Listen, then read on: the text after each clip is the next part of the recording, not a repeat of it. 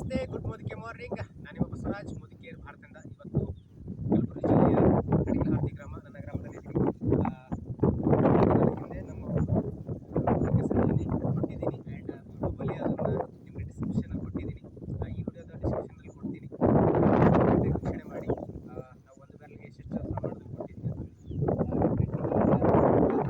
ಬಂದಿರುವಂತಹ ಗಿಡ ಮೊದಲ ಇದಕ್ಕಿಂತ ಮುಂಚೆ ಇರುವಂಥ ಗಿಡ ನಿಮಗೆ ಕಂಪ್ಲೀಟಾಗಿ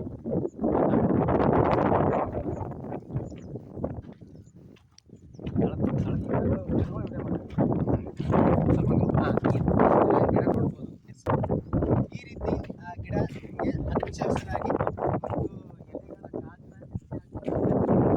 ಯಾವುದೇ ರೋಗ ಬರದ ರೀತಿಯಾಗಿ.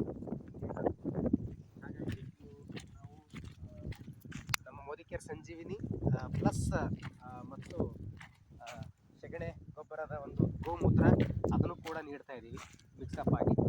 ನೀವು ಒಂದು 10 ದಿನಕ್ಕೆ ತಿಂಗಳಿಗೆ ಒಂದ್ಸಲ ಕೊಡ್ಬೋದು. ಪದೇ ಪದೇ 15 ದಿನಕ್ಕೆ ವಾರಕ್ಕೆ ಆ ರೀತಿ ಕೊಡೋಂಗಿಲ್ಲ. ಕಂಪ್ಲೀಟಾಗಿ 1 ತಿಂಗಳಾಗೆ ರೀತಿ ಕೊಡ್ತಾರೆ ನಂಗೆ. ಎಸ್, ಈ ರೀತಿ ನಿಮಗೆ ತಿಂಗಳಿಗೆ 1 ಡೋಸ್ ಕೊಟ್ಟರೆ ಸಾಕು. ಆ್ಯಂಡ್ ನಮ್ಮ ಮೋದಿಕೇರ್ ಸಂಜೀವಿನಿ ಮಂತ್ಲಿ ಆ್ಯಡ್ ಜಾಸ್ತಿ ಹಾಕೋದು ಹೋಗುತ್ತೆ.